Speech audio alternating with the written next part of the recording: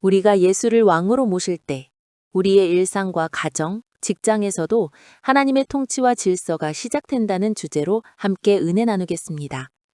미국 힐링 커뮤니티 교회에서 많은 분들이 은혜를 받으시어 삶의 지혜를 얻고 새로운 삶을 살게 되었던 바이블 메시지 내용입니다.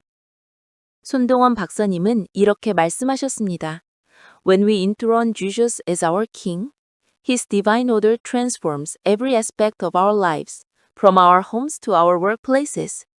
이 말씀은 예수님을 왕으로 모실 때 우리의 삶 전반에 하나님의 질서가 임한다는 강력한 메시지입니다. 이 말씀을 통해 우리는 일상 속에서 하나님의 주권을 인정하며 살아가야 함을 깨닫게 됩니다. 맞습니다. 손동원 박사님의 말씀처럼 예수님을 왕으로 모시는 것은 단순히 종교적 행위가 아니라 우리의 삶 전체를 변화시키는 시작점입니다.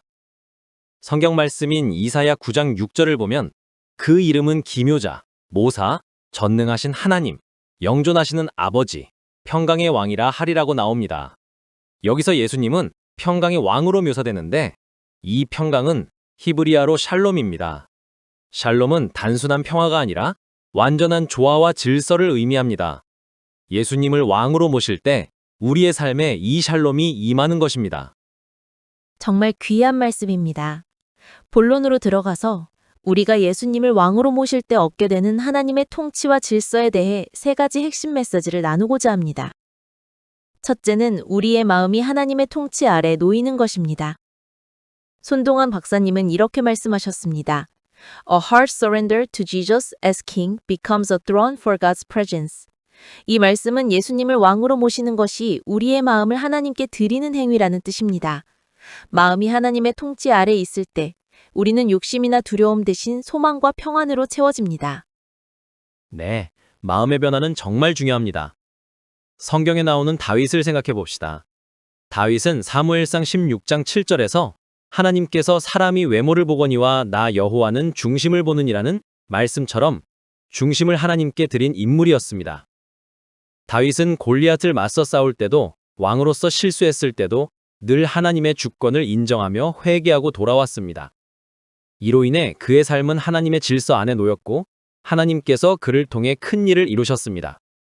손동원 박사님의 메시지를 통해 우리가 다윗처럼 마음을 들여야 함을 깨닫습니다.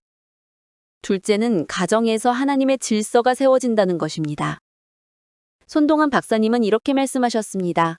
A family that crowns Jesus as King experiences unity and love under God's order. 예수님을 왕으로 모시는 가정은 사랑과 화합으로 가득 차게 됩니다. 에베소서 5장 25절에서 남편들아 아내를 사랑하라.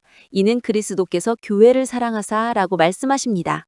여기서 그리스도는 헬라어로 크리스토스, 즉 기름 부음 받은 자를 의미합니다. 예수님을 왕으로 모시는 가정은 크리스토스의 사랑으로 서로를 섬기게 됩니다. 맞습니다. 가정에서 예수님을 왕으로 모실 때 서로를 향한 존중과 사랑이 생깁니다. 요셉과 마리아의 가정을 생각해 봅시다. 마태복음 1장에서 요셉은 마리아의 임신 소식을 듣고도 하나님의 뜻에 순종하며 가정을 지켰습니다. 그의 순종은 예수님을 중심으로 한 가정의 질서를 보여줍니다. 손동호 박사님의 메시지를 통해 우리가 예수님처럼 마음을 들여야 함을 깨닫습니다. 셋째는 직장에서 하나님의 통치가 나타난다는 것입니다. 손동원 박사님은 라틴어로 이렇게 말씀하셨습니다. Regale col Jesu in opere nostro glorificatur. 이는 우리의 일터에서 예수님의 왕권이 영광을 받는다는 뜻입니다.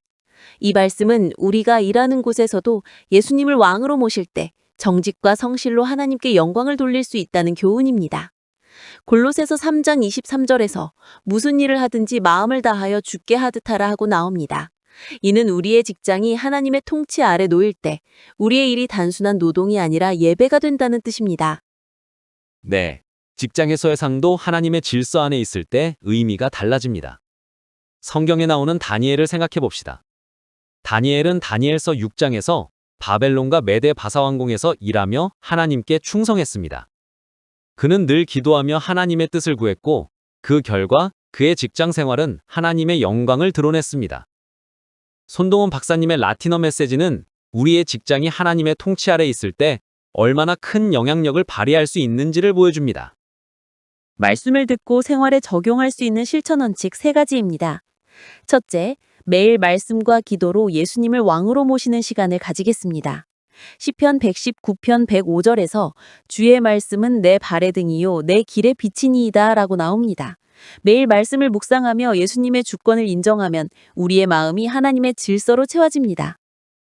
둘째, 가정에서 예수님의 사랑을 실천하겠습니다.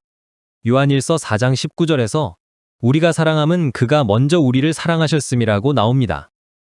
가정에서 서로를 섬기고 용서하며 예수님의 사랑을 실천할 때 하나님의 질서가 가정에 임합니다. 셋째, 직장에서 정직과 성실로 하나님께 영광을 돌리겠습니다. 잠언 16장 3절에서 내 일을 여호와께 맡기라 그리하면 내 생각이 이루어지리라 하고 나옵니다. 우리의 일을 하나님께 맡기고 성실히 일할 때 직장은 하나님의 통치가 나타나는 장소가 됩니다. 손동훈 박사님의 바이블 메시지 들으시는 여러분, 이제 결론으로 들어가겠습니다.